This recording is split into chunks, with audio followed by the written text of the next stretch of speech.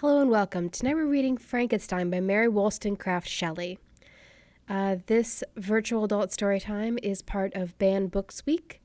Frankenstein was banned in 1955 in South Africa because it was deemed obscene and indecent. So, in celebration of Banned Books Week, we are going to be reading this banned book.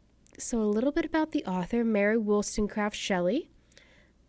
She was born in 1797, and she is best known for her work on Frankenstein. Mary Wollstonecraft Shelley was formerly known as Mary Godwin, before she met a young poet named Percy Shelley in 1812 and eloped with him to France in July 1814. They married in 1816, and her husband died in 1822. After which she returned to England and devoted herself to publicizing her husband's works and to educate their only surviving child. She published and edited several of her late husband's works, but she began writing her own works as well, including Walpurga in 1823, The Fortunes of Perkin Warbeck in 1830, and Faulkner in 1837. Even though Shelley is best known for Frankenstein, it is not ranked as her best work. That story is The Last Man, written in 1826, which is an account of the future destruction of the human race by a plague. So, that's a little bit about the author. So about this book, Frankenstein is quite interesting. It's very well known. It's been adapted into movies, into different works, and it's been basically entered the mainstream pop culture. So this work is kind of a part gothic novel and a part philosophical novel. And it's also considered an early example of science fiction. So you may know the plot from other adaptations of this work, but essentially, Frankenstein is about a scientist who creates a human being, an artificial human being. He reanimates a being that was created from different parts of a not-so-living human being. And it doesn't go so well. Actually, it goes pretty terribly. So, with all that out of the way, let's get into the story, shall we? Frankenstein, or The Modern Prometheus, by Mary Wollstonecraft Shelley. Letter 3, to Mrs. Saville, England, July 7th, 17. My dear sister, I write a few lines in haste to say that I am safe and well advanced on my voyage. This letter will reach England by a merchantman now on its homeward voyage from Archangel, more fortunate than I, who may not see my native land, perhaps for many years. I am, however, in good spirits. My men are bold, and apparently firm of purpose, nor do the floating sheets of ice that continually pass us, indicating the dangers of the region towards which we are advancing, appear to dismay them. We have already reached a very high latitude, but it is the height of summer, and although not as warm as in England, the southern gales which blow us speedily towards those shores which I so ardently desire to attain, breathe a degree of renovating warmth which I had not expected. No incidents have hitherto befallen us that would make a figure in a letter. One or two stiff gales and the springing of a leak are accidents which experienced navigators scarcely remember to record, and I shall be well content if nothing worse happen to us during our voyage. Adieu, my dear Margaret. Be assured that for my own sake as well as yours, I will not rashly encounter danger. I will be cool, persevering, and prudent. But success shall cram my endeavors. Wherefore not? Thus far I have gone, tracing a secure way over the pathless seas, the very stars themselves being witnesses and testimonies of my triumph. Why not still proceed over the untamed yet obedient element? What can stop the determined heart and resolved will of man? My swelling heart involuntarily pours itself out thus, but I must finish. Heaven bless my beloved sister. R.W. Letter 4, to Mrs. Saville, England, August 5th, 17.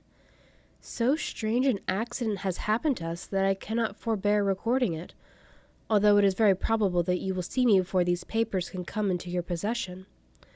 Last Monday, July 31st, we were nearly surrounded by ice, which closed in the ship on all sides, scarcely leaving her the sea room in which she floated. Our situation was somewhat dangerous, especially as we were compassed round by a very thick fog. We accordingly lay to, hoping that some change would take place in the atmosphere and weather. About 2 o'clock the mist cleared away, and we beheld, stretched out in every direction, vast and irregular plains of ice, which seemed to have no end.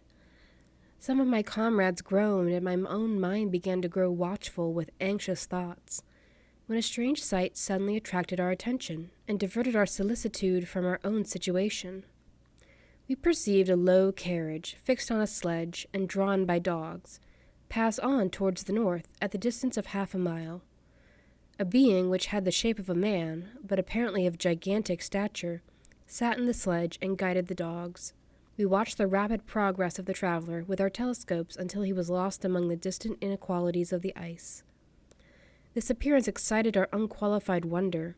We were, as we believed, many hundred miles from any land, but this apparition seemed to denote that it was not, in reality, so distant as we had supposed. Shut in, however, by ice, it was impossible to follow his track, which we had observed with the greatest attention. About 2 hours after this occurrence, we heard the ground sea, and before night the ice broke and freed our ship. We, however, lay to until the morning, fearing to encounter in the dark those large, loose masses which float about after the breaking up of the ice. I profited of this time to rest for a few hours. In the morning, however, as soon as it was light, I went upon deck and found all the sailors busy on one side of the vessel, apparently talking to someone in the sea. It was, in fact, a sledge, like we had seen before, which had drifted towards us in the night on a large fragment of ice. Only one dog remained alive, but there was a human being within it whom the sailors were persuading to enter the vessel. He was not, as the other travelers seemed to be, an inhabitant of some undiscovered island, but a European. When I appeared on deck, the master said, "Here is our captain. He will not allow you to perish on the open sea." On perceiving me, the stranger addressed me in English, although with a foreign accent. "Before I come on board your vessel," said he, "will you have the kindness to inform me whither you are bound?"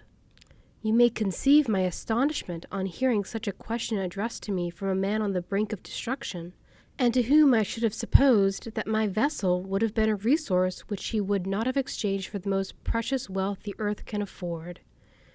I replied, however, that we are on a voyage of discovery towards the northern pole. Upon hearing this, he appeared satisfied, and consented to come on board. Good God, Margaret, if you had seen the man who thus capitulated for his safety, your surprise would have been boundless. His limbs were nearly frozen, and his body dreadfully emaciated by fatigue and suffering.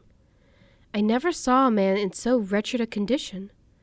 We attempted to carry him into the cabin, but as soon as he had quitted the fresh air, he fainted. We accordingly brought him back to the deck, and restored him to animation by rubbing him with brandy, and forcing him to swallow a small quantity. As soon as he showed signs of life, we wrapped him up in blankets, and placed him near the chimney of the kitchen stove. By slow degrees he recovered and ate a little soup, which restored him wonderfully. 2 days passed in this manner before he was able to speak, and I often feared that his sufferings had deprived him of understanding. When he had in some measure recovered, I removed him to my own cabin, and attended on him as much as my duty would permit. I never saw a more interesting creature. His eyes have generally an expression of wildness, and even madness, but there are moments when, if anyone performs an act of kindness towards him, or does him any the most trifling service, his whole countenance is lighted up, as it were with a beam of benevolence and sweetness that I never saw equaled. But he is generally melancholy and despairing, and sometimes he gnashes his teeth, as if impatient of the weight of woes that oppresses him. When my guest was little recovered, I had great trouble to keep off the men, who wished to ask him 1,000 questions. But I would not allow him to be tormented by their idle curiosity, in a state of body and mind whose restoration evidently depended upon entire repose. Once, however, the lieutenant asked why he had come so far upon the ice in so strange a vehicle. His countenance instantly assumed an aspect of the deepest gloom, and he replied, "To seek one who fled from me." "And did the man whom you pursued travel in the same fashion?" "Yes." "Then I fancy we have seen him. For the day before we picked you up, we saw some dogs drawing a sledge with a man in it across the ice. This aroused the stranger's attention, and he asked a multitude of questions concerning the route which the demon, as he called him, had pursued. I have doubtless excited your curiosity, as well as that of these good people, but you were too considerate to make inquiries. Certainly, it would be very impertinent and inhuman in me to trouble you with any inquisitiveness of mine. And yet you rescued me from a strange and perilous situation. You have benevolently restored me to life. Soon after this, he inquired if I thought that the breaking up of the ice had destroyed the other sledge. I replied that I could not answer with any degree of certainty, for the ice had not broken until near midnight, and the traveler might have arrived at a place of safety before that time, but of this I could not judge. From this time a new spirit of life animated the decaying frame of the stranger. He manifested the greatest eagerness to be upon deck, to watch for the sledge which had before appeared. But I have persuaded him to remain in the cabin, for he is far too weak to sustain the rawness of the atmosphere. I have promised that someone should watch for him and give him instant notice if any new object should appear in sight. Such is my journal of what relates to this strange occurrence up to the present day. The stranger has gradually improved in health, but is very silent, and appears uneasy when anyone except myself enters his cabin. Yet his manners are so conciliating and gentle that the sailors are all interested in him, although they have had very little communication with him. For my own part, I begin to love him as a brother, and his constant and deep grief fills me with sympathy and compassion. He must have been a noble creature in his better days, being even now in wreck, so attractive and amiable. I said in one of my letters, my dear Margaret, that I should find no friend on this wide ocean. Yet I have found a man who, before his spirit had been broken by misery, I should have been happy to have possessed as a brother of my heart. I shall continue my journal concerning the stranger at intervals, should I have any fresh incidents to record. August 13th, 17. My affection for my guest increases every day. He excites at once my admiration and my pity to an astonishing degree. How could I see so noble a creature destroyed by misery without feeling the most poignant grief? He is so gentle, yet so wise. His mind is so cultivated, and when he speaks, although his words are culled with the choicest art, yet they flow with rapidity and unparalleled eloquence. He is now much recovered from his illness, and is continually on the deck, apparently watching for the sledge that preceded his own. Yet, although unhappy, he is not so utterly occupied by his own misery, but that he interests himself deeply in the projects of others. He has frequently conversed with me on mine, which I have communicated to him without disguise. He entered attentively into all my arguments in favor of my eventual success, and into every minute detail of the measures I had taken to secure it. I was easily led by the sympathy which he evinced to use the language of my heart, to give utterance to the burning ardor of my soul, and to say with all the fervor that warmed me how gladly I would sacrifice my fortune, my existence, my every hope, to the furtherance of my enterprise. One man's life or death were but a small price to pay for the acquirement of the knowledge which I sought, for the dominion I should acquire and transmit over the elemental foes of our race. As I spoke, a dark gloom spread over my listener's countenance. At first, I perceived that he tried to suppress his emotion. He placed his hands before his eyes, and my voice quivered and failed me, as I beheld tears trickle fast from between his fingers. A groan burst from his heaving breast. I paused. At length he spoke, in broken accents. "Unhappy man, do you share my madness? Have you drunk also of the intoxicating draught? Hear me, let me reveal my tale, and you will dash the cup from your lips." Such words, you may imagine, strongly excited my curiosity, but the paroxysm of grief that had seized the stranger overcame his weakened powers, and many hours of repose and tranquil conversation were necessary to restore his composure.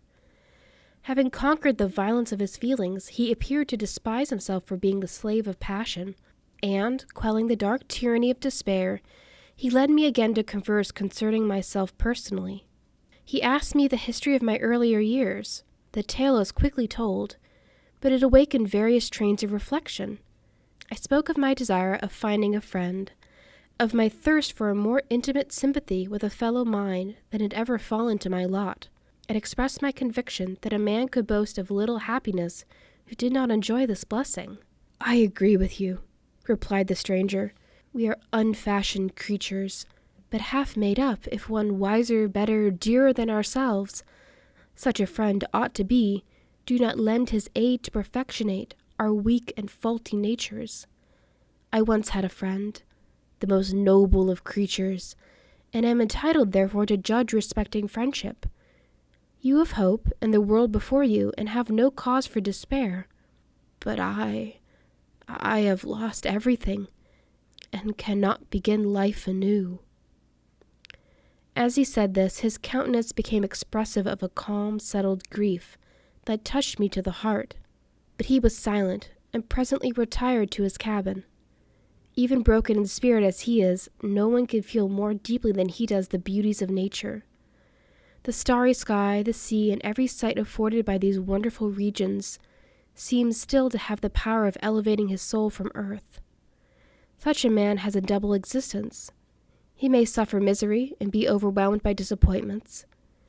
Yet when he has retired into himself, he will be like a celestial spirit, as a halo around him, within whose circle no grief or folly ventures. Will you smile at the enthusiasm I express concerning this divine wanderer? You would not if you saw him. You have been tutored and refined by books, and retirement from the world, and you are therefore somewhat fastidious. But this only renders you the more fit to appreciate the extraordinary merits of this wonderful man. Sometimes I have endeavored to discover what quality it is which he possesses that elevates him so immeasurably above any other person I ever knew. I believe it to be an intuitive discernment, a quick but never-failing power of judgment, a penetration into the causes of things unequaled for clearness and precision. Add to this a facility of expression and a voice whose varied intonations are soul-subduing music. August 19th, 17. Yesterday the stranger said to me, "You may easily perceive, Captain Walton, that I have suffered great and unparalleled misfortunes. I had determined at one time that the memory of these evils should die with me, but you have won me to alter my determination. You seek for knowledge and wisdom as I once did, and I ardently hope that the gratification of your wishes may not be a serpent to sting you, as mine has been. I do not know that the relation of my disasters will be useful to you, yet when I reflect that you are pursuing the same course, exposing yourself to the same dangers which have rendered me what I am, I imagine that you may deduce an apt moral from my tale, one that may direct you if you succeed in your undertaking and console you in case of failure. Prepare to hear of occurrences which are usually deemed marvelous. Were we among the tamer scenes of nature, I might fear to encounter your unbelief, perhaps your ridicule, but many things will appear possible in these wild and mysterious regions, which would provoke the laughter of those unacquainted with the ever-varied powers of nature. Nor can I doubt but that my tale conveys in its series internal evidence of the truth of the events of which it is composed. You may easily imagine that I was much gratified by the offered communication, yet I could not endure that he should renew his grief by a recital of his misfortunes. I felt the greatest eagerness to hear the promised narrative, partly from curiosity, and partly from a strong desire to ameliorate his fate, if it were in my power. I expressed these feelings in my answer. "I thank you," he replied, "for your sympathy, but it is useless. My fate is nearly fulfilled. I wait for but one event, and then I shall repose in peace. I understand your feeling," continued he, perceiving that I wished to interrupt him, "but you are mistaken, my friend. If thus you will allow me to name you, nothing can alter my destiny. Listen to my history, and you will perceive how irrevocably it is determined." He then told me that he would commence his narrative the next day when I should be at leisure. This promise drew from me the warmest thanks. I have resolved every night, when I am not imperatively occupied by my duties, to record as nearly as possible in his own words what he has related during the day. If I should be engaged, I will at least make notes. This manuscript will doubtlessly afford you the greatest pleasure, but to me, who know him, and who hear it from his own lips, with what interest and sympathy shall I read it in some future day? Even now, as I commence my task, his full-toned voice swells in my ears. His lustrous eyes dwell on me with all their melancholy sweetness. I see his thin hand raised in animation, while the lineaments of his face are irradiated by the soul within. Strange and harrowing must be his story, frightful the storm which embraced the gallant vessel on its course and wrecked it thus. So that is letters 3 and 4 from the beginning of Frankenstein, kind of setting the stage for the story that will come. So I hope you enjoyed, and I hope you will pick this book up for yourself and see if you enjoy reading the rest of this tale. Thank you for listening, and I hope we'll see you next time.